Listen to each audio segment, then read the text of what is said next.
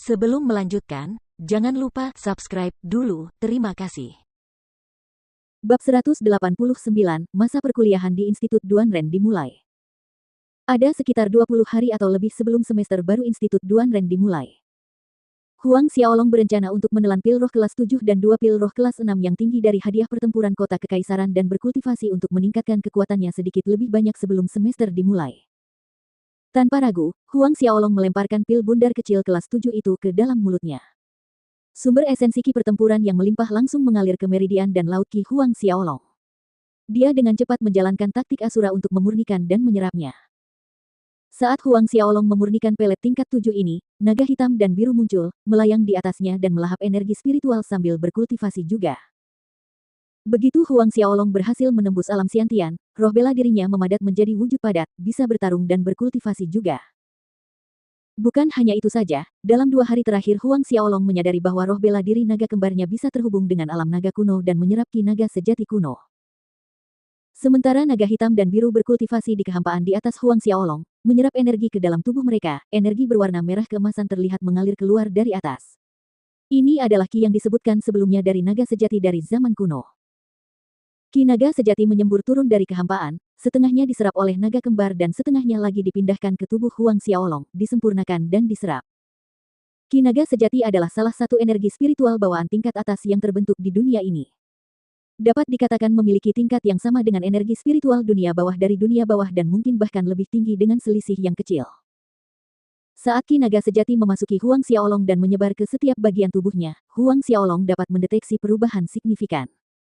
Baik itu daging atau meridiannya, tulang dan urat, atau bahkan organ dalamnya, semuanya menguat dengan cepat pada tingkat yang terlihat. Energi spiritual dunia bawah juga mengalir deras dari kehampaan secara bersamaan, diserap dan dimurnikan oleh Huang Xiaolong. Saat Huang Xiaolong terus menyerap lebih banyak ki naga sejati, ia berubah menjadi ki pertempuran naga sejati, yang hidup berdampingan di meridian dan laut ki Huang Xiaolong dengan ki pertempuran dunia bawah. Meridian dan laut ki Huang Xiaolong kembali membesar ukurannya. Jika meridian Huang Xiaolong sebelum melangkah ke alam Xiantian mirip dengan sungai kecil, maka meridiannya saat ini seperti sungai yang telah meluas 10 kali lipat menjadi sungai besar.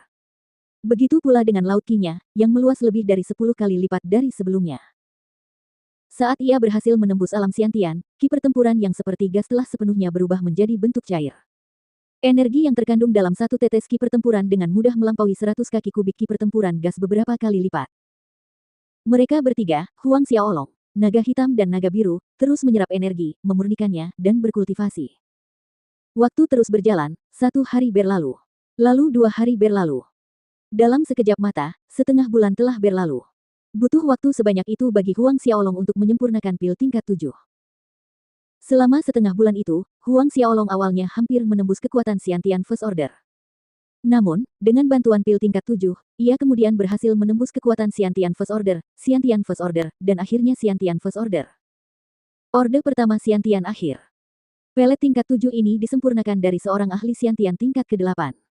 Singkatnya, dapat dikatakan bahwa Huang Xiaolong melahap seorang prajurit Xiantian tingkat ke-8.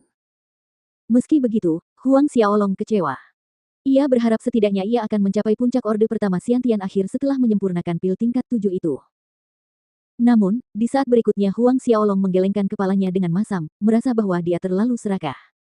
Sudah berapa lama sejak dia berhasil menembus alam Xiantian? Tidak lebih dari 2 bulan. Jika itu orang lain, mungkin butuh waktu 10 tahun, bahkan mungkin lebih lama. Sambil menarik napas dalam-dalam, Huang Xiaolong menyesuaikan suasana hatinya dan mengeluarkan 2 pil roh 6 kelas tinggi yang diperoleh dari kompetisi pertempuran kota kekaisaran. Ia memasukkan keduanya ke dalam mulutnya sekaligus. Meski begitu, energi gabungan dari 2 pelet ini jauh lebih lemah daripada pelet tunggal kelas 7. Malam berganti siang dan siang berganti malam. 10 hari telah berlalu saat Huang Xiaolong selesai menyempurnakan 2 pil roh 6 tingkat tinggi.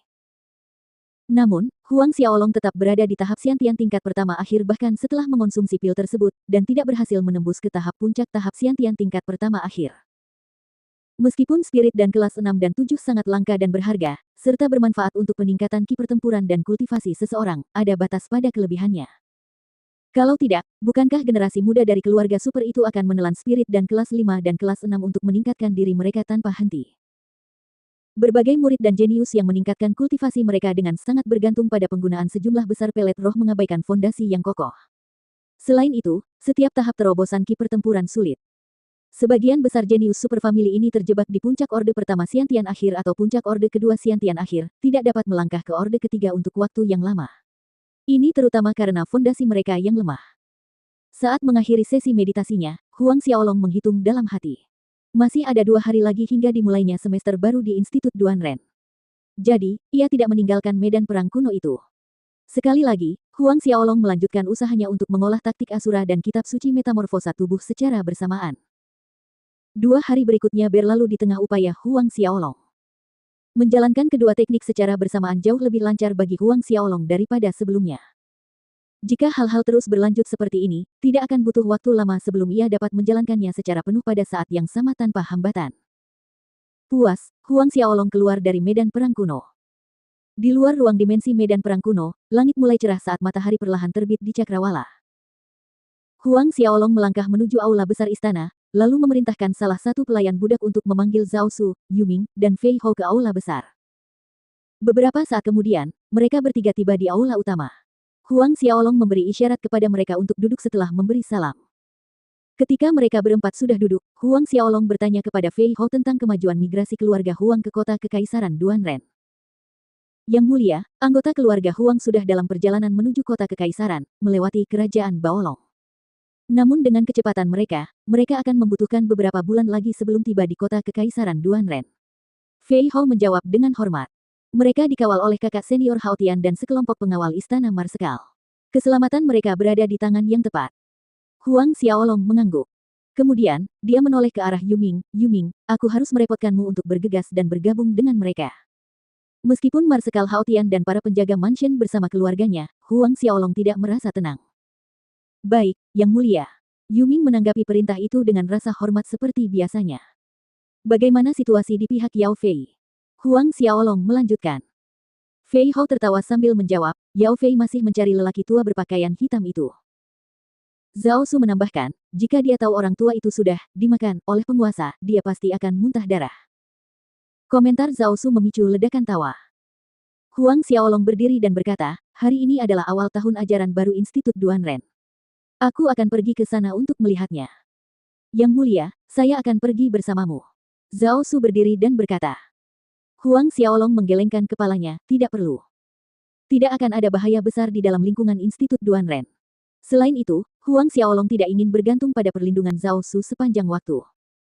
Mendengar ini, Zhao Su tidak mengatakan apapun lagi. Oleh karena itu, Zhao Su dan Fei Hou tetap tinggal di perkebunan Bukit Selatan untuk menangani perpindahan perdagangan 9 tripod ke kota Kekaisaran sementara Yuming berangkat untuk bertemu dengan kelompok keluarga Huang untuk memastikan mereka tiba dengan selamat di Kekaisaran Duanren. Keluar dari Southern Hill Estate, Huang Xiaolong berjalan sendiri ke Institut Duanren. Institut Duanren terletak di pusat kota Kekaisaran Duanren. Karena Huang Xiaolong berjalan kaki, ia membutuhkan waktu sekitar 1 jam untuk tiba di institut tersebut. Ketika ia sampai di gerbang utama institut, lautan manusia sudah menunggu di sana. Bagaimanapun, ini adalah hari pertama. Institut Duanren adalah akademi terbaik Kekaisaran Duanren. Di sana berkumpul para jenius paling berbakat dari lebih dari 1000 kerajaan yang setia pada Kekaisaran Duanren. Setiap orang dari kerajaan-kerajaan ini memiliki bakat luar biasa. Huang Xiaolong. Tepat saat Huang Xiaolong tiba di alun-alun Institut Duanren, sebuah suara gembira memanggil namanya.